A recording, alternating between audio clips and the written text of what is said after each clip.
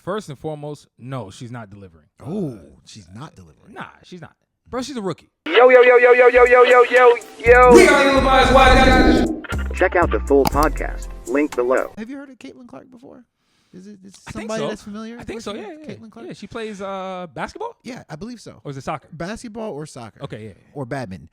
Cailin Clark from the Indiana Fever, formerly Iowa Hawkeyes, has been, pretty solid in her first year as in the WNBA. A lot of turnovers. She need to, turn down the turnovers. But I would say pretty solid. Based off her production, is her production matching how much we talk about her in the media? I mean, anything she does, she gets fouled hard. People are talking about Cailin Clark. Oh, yeah, you got to take it easy. Cailin Clark, she's the golden child for the WNBA. She gets snubbed from the Olympics. Oh, come on. How can you not put Cailin Clark? She's the golden child for the WNBA. We got to push the game forward. And then now she does an interview where she doesn't necessarily say things that people want to hear. She's like, oh, you're the golden child of the WNBA. You need to say the right things when you do interviews. Mm-hmm. Right? So with all this pressure that Cailin Clark, first and foremost, this is the first question I want to ask because it's a very simple question. Okay. All the pressure that Cailin Clark is under right now, do you think she's delivering, number one? And then number two, do you think this impact she's having on WNBA, women's sports in general, is a healthy one? Well, first and foremost, no, she's not delivering. Oh, she's not delivering. Nah, she's not. Okay. She's not. But that's fine. Bro, she's a rookie. You said it. Her turnovers are high. She's likely going to cut those down. She's a smart player, man. Like, I'm not one of them people that's putting this ultra irrational amount of pressure on a rookie just based on hype. Like, at the end of the day, let's all calm down. Like, rookies are going to be rookies. She didn't ask for this hype. So let's calm the brakes. Let's pump the brakes here. Like, nah, I think that she's not delivering though. She could play better, and I actually do think she's a good ambassador. I believe for like this resurgence in women's basketball. Because real talk, one thing I like about her though is she does have, it seems, the wherewithal to understand her impact. She's not, and she doesn't like get power drunk with it. She's not arrogant with it. There's a lot of people who, you give this amount of recognition to early, you might be able to like see an animal, a beast come out. And it seems like she's taking it in really good stride. And I kind of like that about her. Now, with that being said, listen, I got to highlight some people, bro, because I'm one of these new WNBA fans. I'm one of them guys. I ain't gonna listen. You know one thing I hate? I don't like all you guys who claim they've been watching the WNBA all this time. Stop the cap, yo. Stop it. I'm talking to you. Yeah. And point to yourself too, right? Yeah, well, I'm the leader of that. I'm the leader of that. I'm one of them people who've consistently over the years been like, but listen, you're talking to people that fake, like the fakers, the people like who've been like, nah, I've been watching it. They act like they know. You don't know. We all learning in real time. Like, it's okay. It's okay, guys. So with that being said, I got to ask you a question because I have something on my mind. Do you feel like there's other people who should also be getting talked about as the sort of weight gets put on Cailin Clark? Are there other people who should be getting some shine too? Well, for sure. I mean, and who are they in your opinion? Somebody who, I watched WNBA quite a bit. I wouldn't say I'm an avid watcher, but I used to play FanDuel all the time. I used to lose on FanDuel all the time. And WNBA is on there. So a lot of times I would bet on a WNBA game and, it makes you watch it and it makes you know who the good teams are. Las Vegas Aces have been a fantastic team. They have a bunch of people on that team. Kelsey Plum, Asia Wilson, who people are saying Asia Wilson is one of the best of all time. A beast. Like, they definitely absolutely deserve the credit. They're dominant. They're pretty much a dynasty. Bro, of the they're about to go WNBA. for a three-peat. They would be considered the Los Angeles Lakers with Shaq and Kobe. Like, they're on that level of dynasty. So those people deserve it. But, I mean, I will say this, though. I've always said, this is controversial, I've always said that the NBA needs a white star. Like, Luka Doncic is white, but he's, like, European. So I don't think, white American star. Let me rephrase that, but say that. Luka Doncic is European.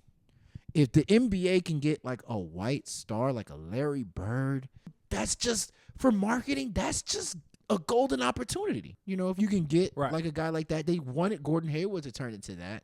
You know, they just have not been able to find that in the NBA, a white American star. The WNBA has a white American star. Finally. It's a Finally opportunity for marketing. Now, granted, with that comes, you know, racism, ignorance, and things like that. And it's annoying, but it makes people want to watch. And so when you say, does people deserve other WNBA players deserve the attention that Cailin? They do, absolutely, from a basketball standpoint, but Cailin Clark from a just cultural, from an American cultural standpoint, like, this is what you need for marketing. And it sucks because there's so many great black players that we just face it. We're black players are never going to be looked at as a golden child in sports. The closest thing is Steph Curry to me. This is just a race thing in America. They're never going to look at, like, you're never going to be Tom Brady. Yeah. You're never going to be, you know, Peyton Manning, All-American, you know. That's just not going to happen. But you have this Cailin Clark situation. You got to take advantage of it. It's a golden opportunity. No, it really in an unfortunate situation. Well, unfortunate for who? Not unfortunate situation, but it's just unfortunate circumstances where it's, you know, these other players aren't getting the credit. But look, you know, we touching on it, man. Look, the elephant in the room is the racial element. And I'll say this real quick. The elephant in the room is the racial element. You know, as I'm watching Cailin Clark get all this praise and media attention, and the sport of women's basketball is starting to get hyped and talked about and all this stuff, which is great for them because they're getting shine that is beautiful, especially for the ones who are balling. You know, Angel Reese, the Arike Agumbawale, the Asia Wilsons, the list goes. There's some ballers, bro. Ballers. So they be balling, dog. Ballers. Cameron Brink. No, real talk. You know what this? So I'm watching the WNBA and I'm like, yo, this kind of reminds me of rap. Think about the impact of, again, we're not talking about skill here. We're talking about racial element here. Think about the impact of Eminem, right? Eminem being a white guy in a black league, predominantly black lane. Naturally, M is going to take up a lot of the market share because we know in America there's more white people than black. By a lot. By far. It's like 60%, and so, right? Eminem has become the golden guy, the golden child for a lot of newly acquired hip-hop fans, right? People who probably didn't even know about hip-hop before Eminem, and he's become the guy. And so I say all that to say, you know, I'm not one of them people who chooses to look at the racial element and start calling racism exactly unless the person isn't delivering. Now, Eminem delivered. Eminem was the real deal. So it's like, all right, you can acknowledge the racial aspect, but it's like at a certain point you got to be like, no, but he's nice. That's true. So earlier when you asked about Cailin Clark, does her productivity match the hype? The answer right now is no, but she's a rookie. So the challenge is going to be, she's going to have to ball out, bro. For sure. She's going to. And the question is, can she? Will she become that? She seems like the type. Funny thing is, she seems like a Kevin Durant to me, where just wants to talk basketball, just wants to play basketball, but don't care to do anything Kevin Durant's a bit else. of an asshole. Barely brushes his hair. You know, Kevin Durant. He literally says, I don't got time for a haircut. I just want to play basketball. That's what Cailin Clark strikes me as. Yeah. So, like, when somebody that's wired like that, they're going to be great eventually. Just take, you know, just whenever the chance happens. But what I do want to say is, like, you know, just she's relatable. Like, for so many years, I feel like the WNBA had an unrelatable, you know,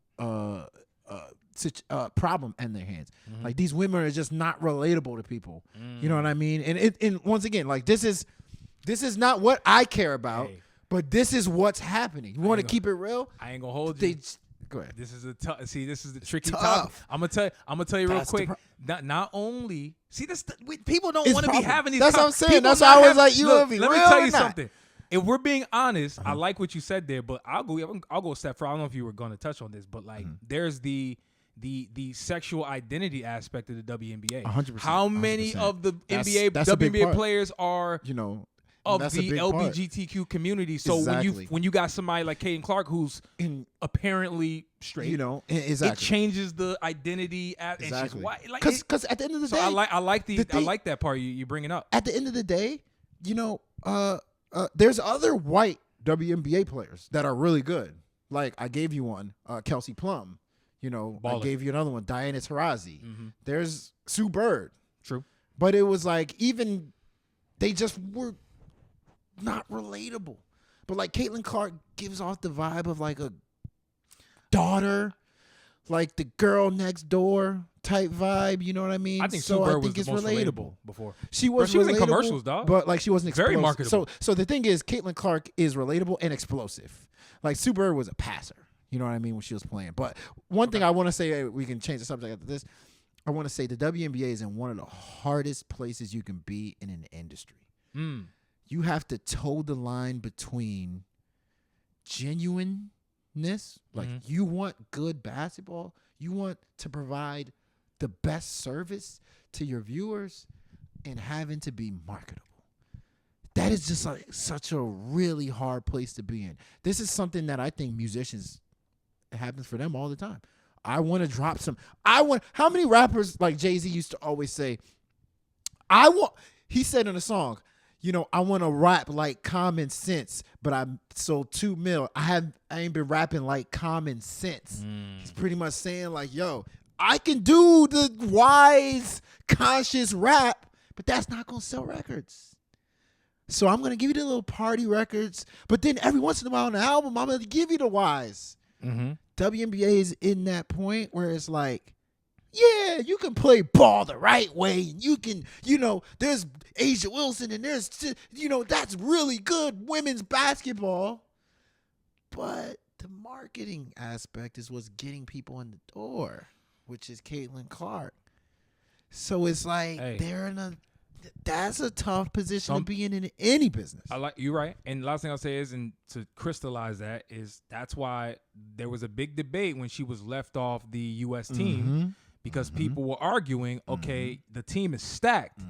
But if y'all are committed to expanding this game or capitalizing off the current opportunity that seemingly exists, you should probably add her on that squad as an ambassador for women's basketball. Yep. But I think that makes sense. But at the same time, if the team is stacked and Cailin Clark don't play, the conversation's going to be, why is Cailin Clark playing? Not playing? And I think that they're trying to avoid that. And that's what I believe. And I thought Gilbert Arenas said it best. He said, yo, even if Cailin Clark doesn't play, I already got her fans to come in and watch. True. So, I mean, it's like I said, it's a position you don't want to be in as a business, but you're here. And, you got to find a way to toe the line, and there's no right answer. Hey, man. There's no right answer. Everybody, I've been watching TV lately, and they're arguing, going back and forth. I like the purity of basketball over marketing, and I like marketing over the purity of basketball. There's no right answer to this. There's not. There is no right answer. You know why? Because they all matter. They all matter. They all matter. And They that's the all thing that matter. nobody's acknowledging. People are picking sides, marketing or true to the sport. Exactly. They both matter. They both matter. Equally, I would argue. In marketing right now, I think in this case where, WNBA players are not getting paid a lot, marketing probably matters more. What do you guys think? Is Cailin Clark going to live up to the hype? Listen to the full episode, link below.